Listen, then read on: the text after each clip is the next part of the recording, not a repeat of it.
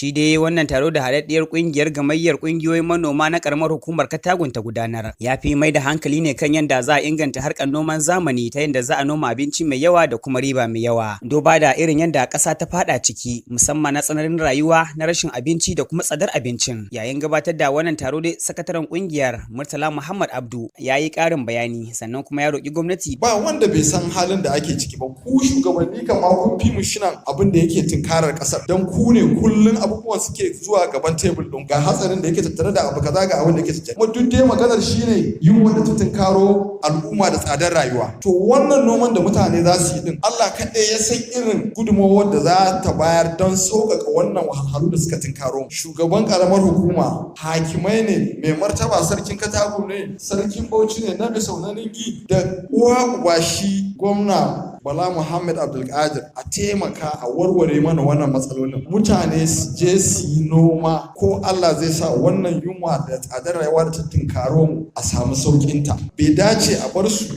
ta girma suna taking different dimension. Wurin da suke cewa Katagum ta shiga shirin ma akwai tsayin hekta ya kai hekta 5 wanda duk yana nan ma ba a yanka nan. So muna so a fitar da wannan report din in zai yi a warware wannan abu, tunda da alama yanzu kusan abin da ya rage kenan ake yi wa mutane barazana da hidimar mareri. Shi kuwa masani kan harkar bincike da ya shafi noma daga jami'ar ABU Zaria, Dr. Nura A. Sale ya gabatar da mukala ne kan yadda za a inganta noman rani ta zama ta zamani. Idan wayannan damadamai za mu yi amfani da su wajen noman rani da noman damuna za su samar da abinci. Idan muka zo maganar noman zamani, mun fara ne tun daga ainihin kayayyakin da ake amfani da su wajen noman zamani. Wannan ya fara tun daga land preparations up to harvesting processing. Tun daga lokacin da muka zo muke gyara gonar da yadda za a shuka, da yadda za a kula da shukar, da yadda za a girbe, da yadda za a sarrafa shi ya zama da cewa ba a samu losses da yawa ba. Bi ma'ana, maybe idan ka girbe wani lokaci ana samun asara. To ita ma wannan asara tana jawo inda ake rasa abinci da yawa. A noman zamani akalla tun da na riga na ce Allah mana albarkaci na mutane da yawa, na ƙasa da yawa, sannan kuma waɗannan mutanen da muke da su san miliyan sama da 200, kashi 70 ɗinsu matasa ne. Ya za a yi matasa su nungumi noman zamani? Dole ne sai an rage muncen da yanda muka gaji noma iyaye da kakannu. Na zamani shine wanda zai kasance za ka sa mashina sai su maka wannan aikin maimakon sai ka zo kana ta sa ƙarfi. Shugaban ƙungiyar Mi'atti Allah reshen Karamar Hukumar Gamawa Alhaji Abdu Mai Kwano ya yi kira ga gwamnatin jihar Bauchi da kuma yaba mata kan kokarinta na kawo daidaito tsakanin manoma da makiyaya. Amma akwai misalai, kwanakin bayan nan wani abu ya faru a Madara. Yanda gwamna ya turo kwamishinan ƙananan hukumomi ya zo ya tsaya aka yi ruwa aka yi tsaki sai da aka gyara al'amarin nan. Shi kansa kwamishina ya ce wallahi ban isa in tafi gaban gwamna a ce ba a gyara wannan lamarin ba, ban isa ba. Mu kuma muka ce wallahi za a gyara kuma an gyara. Wallahi abubuwan suna da yawa, saboda haka roƙon da muke wa gwamna da gwamnatinsa ta jihar Bauchi ba karamar Katagum kaɗai ba, dukka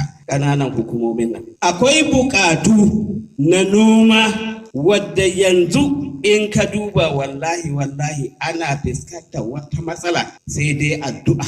Muna fata Allah ya ba mu saukinta. Mahalarta taron da sun zo ne daga kungiyoyi daban-daban na manoma, maza da mata da ke yankin Karamar Hukumar ta Katagum. Malam Salisu da aka fi sani da suna Bokos shine shugaban kungiyar Gamayyar Manoman na Karamar Hukumar Katagum. Wayannan matsaloli da muka faɗa, Allah ya sa hukumomi sun ji su da kunnen basira, kuma a sani roƙo ne muke yi, domin hukuma ta nemi ta mayar mana kuɗaɗenmu da muka tara da sunan an fasa. Amma mun muka ce ba za mu karɓi kuɗi ba dan ba damuwar mu kuɗi bane, damuwar mu filin noman ne. Kuma abin da yasa muka ki karɓa ba rashin ladabi bane. Da ina noma a gonar Alhaji Muhammadu shi yake bani haya. Yanzu na ji hukuma tana bayarwa, na bar gonarsa na zo bin hukuma. Shi kuma rashin barinsa da nayi ya sa ya nemi wani ya bashi. In na karɓi kuɗi na a gun hukuma gunwa zan je, bayan shi Alhaji Muhammadu da yake bani haya ya fusata ya bai wani. Wannan shi ne dalilin da yasa muka ce mu kar a mayar mana kuɗin mu. Za mu ci gaba da roƙo da bin hanyoyin da suka dace na bin doka da oda, ba fitina ba tashin hankali. Duk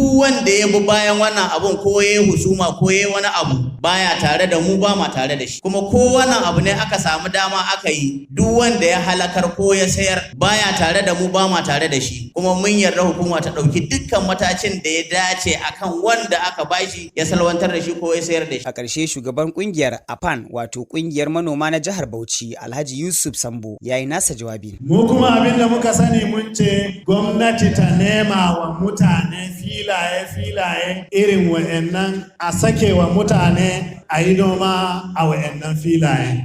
Za mu bi ta wurin shi shugaban ƙaramar hukuma, za mu bi ta wurin shi mai martaba sarkin Katagum. Insha Allahu za mu bi mu roƙe su, muna roƙo don Allah wannan fili a sake wa al'umman da suke yan wannan yankin su ci gajiyan wannan filin. To da fatan dai wannan za su je kunnuwan da ya cancanta, kuma za a duba wannan koke da idan basira ga wannan kungiya ta gamayyar kungiyoyin manoma na karamar hukumar Katagum. Ƙarshen rahoton kenan. Musa Usman Sauti Sunna, BRC Azare.